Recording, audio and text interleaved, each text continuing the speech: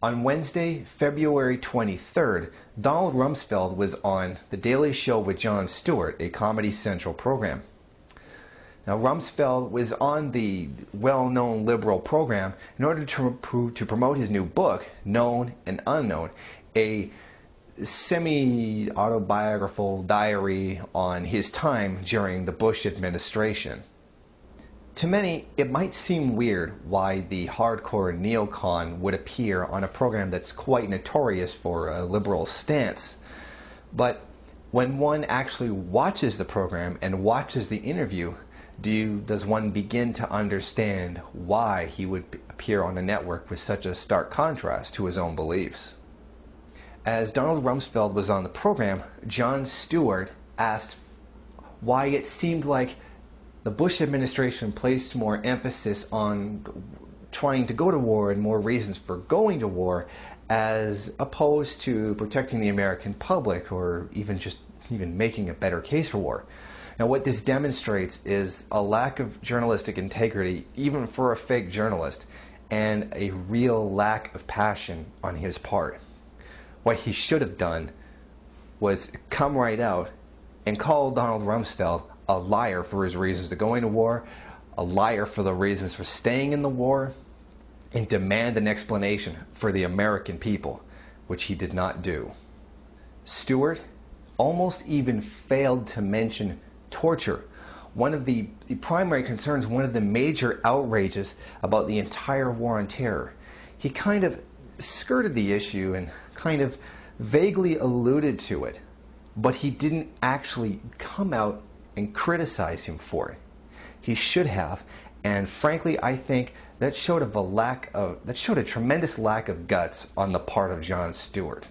This is one of the things that his audience and many others were really hoping that he would call him out on, but unfortunately, he did not do so.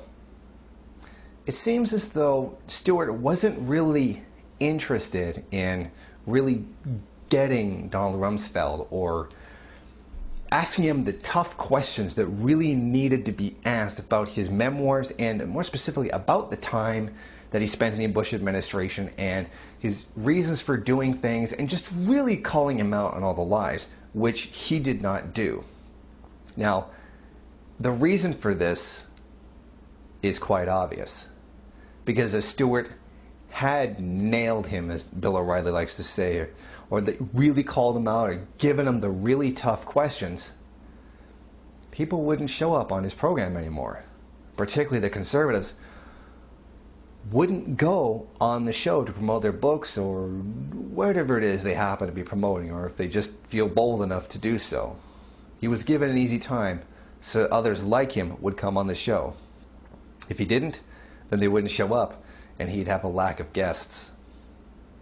This is a very common occurrence for so-called left programs in the United States. And I shouldn't say just the United States, but primarily the United States. When these programs are on and they have a notorious right-wing personality, people are anxious and breath held, waiting for that person to really be called out and to be nailed by the opposition, only to be disappointed that it doesn't happen. I believe this shows the tremendous lack of dissension that exists within the American media. Basically, there are two places to go. One, you can go on Fox News and basically be given a podium to say anything that they want, not be questioned or anything, just be basically being given a platform from which to speak. Or they can go on the supposedly left programs and not be called out on anything. They're basically just going to kind of skirt the issues a little bit so that they'll want to come on the program, but they won't out and out actually challenge them, which is supposedly what's so great about a free media, that people will call them out and people will want to watch that program because they'll call them out, but they don't. Now, this shows a tremendous one-sidedness within the established media. It's basically the corporate media not really giving us a dissenting point of view, which makes it very clear that we have to do it ourselves because it's not forthcoming from the mainstream media. When a criminal like Donald Rumsfeld can go on air, speak to millions of people, and be allowed to lie in order and be allowed to give the flimsiest of justifications for war and torturing people and what is essentially a mass murder, and not be called on it and not be called out for lying and to basically get away with it, certainly demonstrates that the media here does not play a criticizing role. There are real questions that the American public are owed answers to. There are real questions that those who have suffered in other countries as a result of these people's actions are deserved, that should be answered to.